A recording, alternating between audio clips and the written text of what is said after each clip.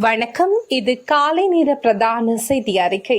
விரிவான செய்திகளுக்கு செல்ல முன்னதாக முதலில் தலைப்புச் செய்திகள்.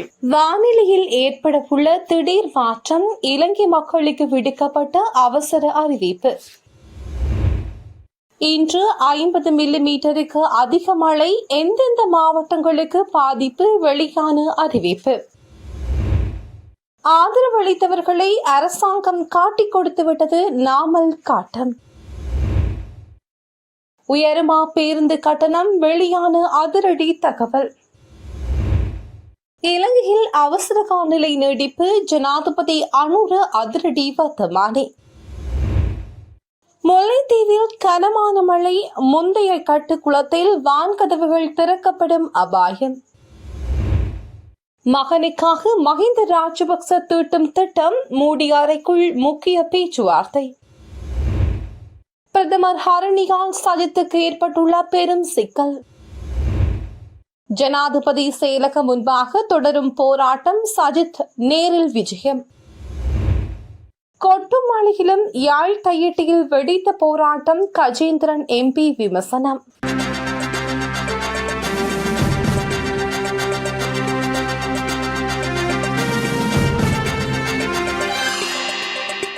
நாட்டில் சில பகுதிகளில் பலத்த மின்னல் தாக்கத்துடன் கூடிய மழை பெய்யக்கூடும் என வளிமண்டலவியல் திணைக்களம் எதிர்வு கூறியுள்ளது. வளிமண்டலவியல் திணைக்களம் விடுத்துள்ள புதுப்பிக்கப்பட்ட அறிக்கையில் இந்த விடயம் அறிவிக்கப்பட்டுள்ளது. இதன்படி மேல் மற்றும் சப்ரகமுக மாகாணங்களிலும் காலி மற்றும் மாத்தறை மாவட்டங்களிலும் பலத்த மின்னல் தாக்கத்துடன் இடியுடன் கூடிய மழை பெய்யக்கூடும் என வளிமண்டலவியல் திணைக்களம் எச்சரித்துள்ளது. இடியுடன் கூடிய மழை பெய்யும் சந்தர்ப்பங்களில் அப்பிரதேச தற்காலிகமாக பலத்த காற்று வீசக்கூடும். மின்னல் தாக்கங்களினால் ஏற்படக்கூடிய பாதிப்புகளை குறைத்துக் கொள்ள பொதுமக்கள் தேவையான முன்னெச்சரிக்கை நடவடிக்கைகளை மேற்கொள்ளுமாறு வளிமண்டலவியல் திணைக்களம் அறிவுறுத்தியுள்ளது. எரிபொருள் விலை சிறிதளவு குறைக்கப்பட்ட போதிலும் எதிர்வரும் மாதங்களில் பேருந்து கட்டணங்களை அதிகரிக்க வேண்டிய நிலை ஏற்படும் என இலங்கை தனியார் பேருந்து உரிமையாளர் சங்கத்தின் தலைவர் கெமனு விஜயரத்ன தெரிவித்துள்ளார். கொழும்பில் நேற்று இடம்பெற்ற ஊடக சந்திப்பிலேயே அவர் இதனை தெரிவித்துள்ளார். கொழும்பு மற்றும் அதனை சூழவுள்ள பகுதிகளில் நிலவும் கடுமையான போக்குவரத்து நெரிசல் காரணமாக பேருந்துகளை இயக்குவதில் பாரிய நஷ்டம் ஏற்படுவதாக கெமனு விஜயரத்ன சுட்டிக்காட்டினார். தேசிய பேருந்து கட்டண கொள்கையின்படி கொழும்பு பகுதியில் ஒரு லிட்டர் டீசலுக்கு 2.5 முதல் 3 கிலோமீட்டர் வரை பேருந்துகள் பயணிக்க வேண்டும். ஆனால் தற்போது நிலவும் கடும் வாகன நெரிசலால் ஒரு லிட்டருக்கு 2 கிலோமீட்டருக்கு குறைவான தூரமே பயணிக்க முடிவதாகவும் அவர் தெரிவித்தார். இந்த நஷ்டத்தை ஈடுகட்ட வேண்டுமானால் எதிர்வரும் ஜூலை மாதத்திற்கு முன்னதாக கட்டண திருத்தம் அவசியம் எனவும் வலியுறுத்தினார். குறிப்பாக குறுகிய தூர சேவைகளுக்காக ஆரம்ப கட்டணத்தை சுமார் 5 முதல் 6 ரூபாவினால் அதிகரிக்க வேண்டும் எனவும் அவர் கோரிக்கை விடுத்துள்ளார். தற்போதைய அரசாங்கம் பதவியேற்று 1.5 வருடங்கள் ஆகியும் பொது போக்குவரத்து துறையில் எவ்வித முன்னேற்றமும் ஏற்படவில்லை எனவும் அவர் சாடியுள்ளார். எதிர்க்கட்சியாக இருந்த போதும் தங்களுக்கு ஆதரவளித்த இளைஞர்களையும் ஆசிரியர்களையும் தற்போதைய அரசாங்கம் காட்டிக் கொடுத்ததாகவும் ஸ்ரீலங்கா பொதுஜன பெரமுனவின் நாடாளுமன்ற உறுப்பினர் நாமல் ராஜபக்ச தெரிவித்துள்ளார். கம்பரப்பட்டியில் ஊடகவியலாளரை சந்தித்த போதே அவர் இதனை குறிப்பிட்டார். அத்துடன் கல்வித்துறையில் நிலவும் ஆசிரியர் பற்றாக்குறை மற்றும் நியமனங்கள் குறித்தும் அவர் இதன்போது கடுமையாக விமர்சனங்களை முன்வைத்தார். நாட்டில் நிலவும் ஆசிரியர் பற்றாக்குறை நிவர்த்தி செய்ய ஏற்கனவே ஆட்சேப நடைமுறைகள் உட்பட்டிருந்தன.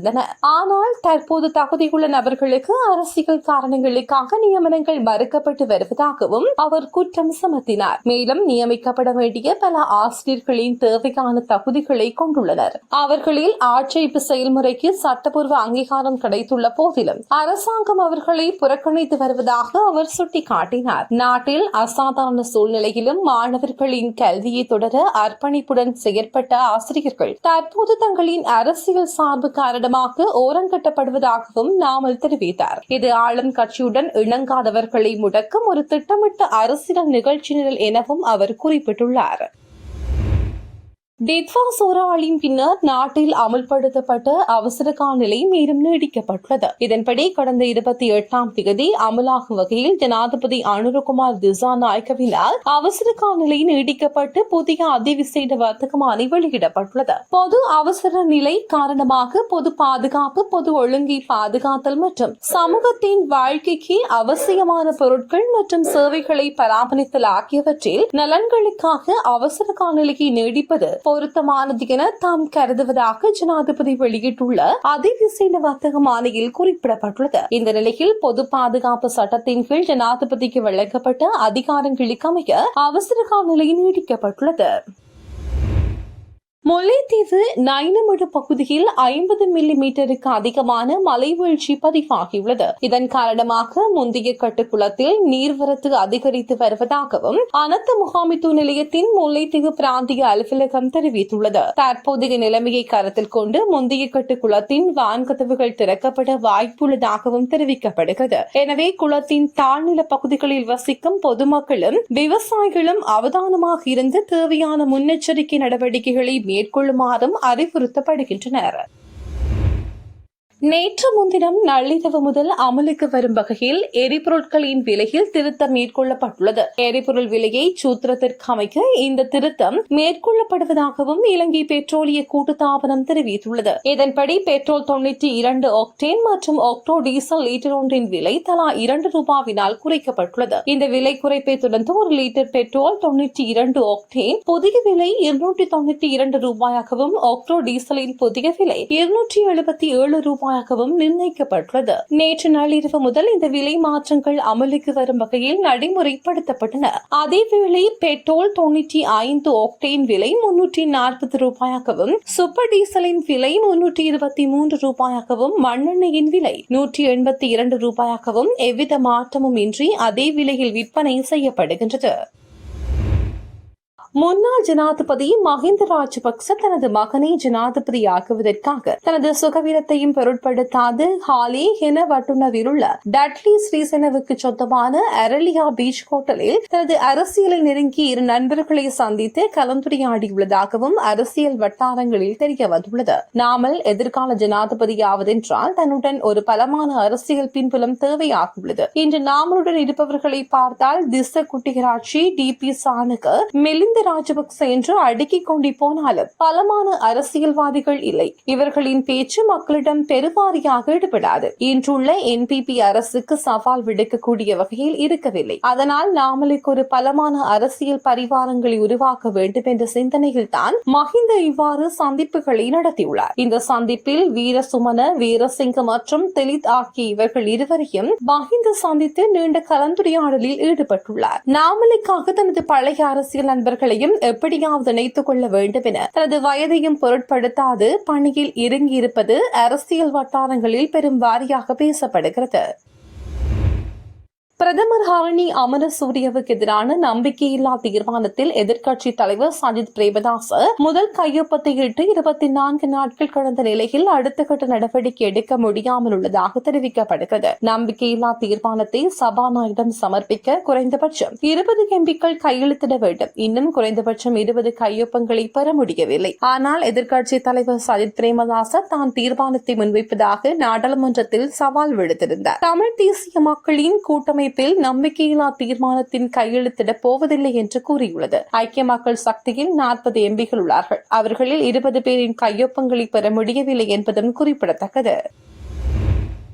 கொழும்பில் ஜனாதிபதி செயலகத்திற்கு முன்பாக ஆசிரியர் அபிவிருத்தி உத்தியோகஸ்தர்கள் முன்னெடுத்து வரும் தொடர் உண்ணாவிரத போராட்டம் இடத்திற்கு எதிர்க்கட்சித் தலைவர் சஜித் பிரேமதாச விஜயம் மேற்கொண்டார். நீண்ட காலமாக தீர்வு கிடைக்காத கோரிக்கைகளை முன்வைத்து ஆசிரியர் அபிவிருத்தி உத்தியோகஸ்தர்கள் இந்த உண்ணாவிரத போராட்டத்தை நடத்தி வருகின்றனர். அவர்களில் நியாயமான கோரிக்கைகளுக்கு உடனடியாக தீர்ப்பு வழங்க வேண்டும் என அரசாங்கத்திடம் வலியுறுத்திய நோக்கத்தில் இந்த போராட்டம் தொடர்ந்து வருகிறது. குறித்த போராட்டம் இடத்திற்கு நேற்று முன்தினம் வருகை தந்த எதிர்க்கட்சித் தலைவர் போராட்டத்தில் ஈடுபட்டுள்ள ஆசிரியர் அபிவிருத்தி உத்தியோகஸ்தர்களை நேரில் சந்தித்து அவர்களிடம் பிரச்சினை குறித்து கேட்டறிந்தார். ஆசிரியர் அபிவிருத்தி உத்தியோகஸ்தர்கள் கல்வித்துறையில் முக்கிய தூண்களாக இருப்பதால் அவர்களின் உரிமைகள் பாதுகாக்கப்பட வேண்டியது அரசின் கடமை என்றும் அவர் கூறியுள்ளார்.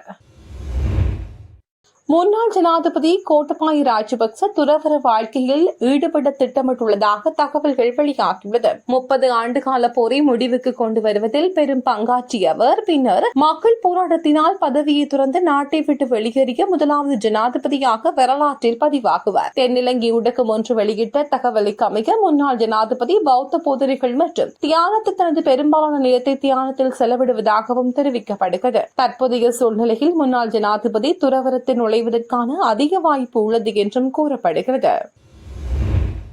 யாழ்ப்பாணம் தையிட்டியில் அமைந்துள்ள சட்டவிரோத விகாரைக்கு எதிராக போராட்டம் நேற்றைய தினம் நடாத்தப்பட்டுள்ளது. இந்த நிலையில் குறித்த விகாரைக்கு எதிராக ஒவ்வொரு பௌர்ணமி தினத்திற்கு முந்தைய நாள் மாலையும் பௌர்ணமி தினத்திற்கு காலையில் இருந்து மாலை வரையும் போராட்டம் முன்னெடுக்கப்படுவது வழமை. அந்த வகையில் நேற்று காலை கொட்டும் மழையில் மத்தியிலும் தையிட்டி விகாரை அமைந்துள்ள பகுதிக்கு அருகே போராட்டம் ஆரம்பமாகியுள்ளது. இந்த போராட்டத்தில் காணி உரிமையாளர்கள், அரசியல் கட்சி உறுப்பினர்கள், பொதுமக்கள் என பலரும் கலந்து கொண்டுள்ள நிலையில் ஏராளமான காவல்துறையினரும் குவிக்கப்பட்டுள்ளனர். இதேவேளை ஜனாதிபதி அனுரகுமார் திசாநாயக்க தையிட்டி விகாரை தொடர்பில் உண்மைக்கு அப்பாற்பட்ட விடயங்களை யாழ்ப்பாணத்தில் வைத்து கூறியுள்ளதாகவும் நாடாளுமன்ற உறுப்பினர் கஜேந்திரகுமார் பொன்னம்பலம் கூறியுள்ளார்.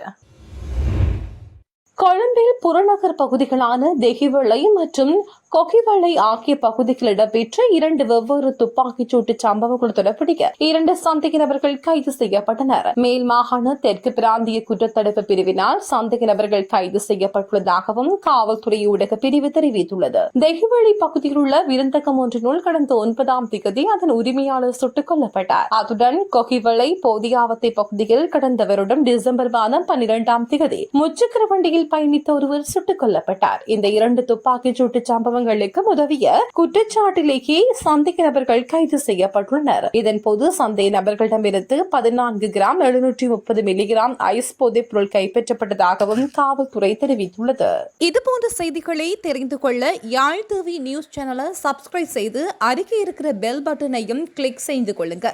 மேலும் இதுபோன்ற செய்திகளை உடனுக்குடன் தெரிந்து கொள்ள யாழ்டிவி.com எனும் இணையதளத்தின் வாயிலாக எங்களோடு இணைத்துக் கொள்ளுங்கள்.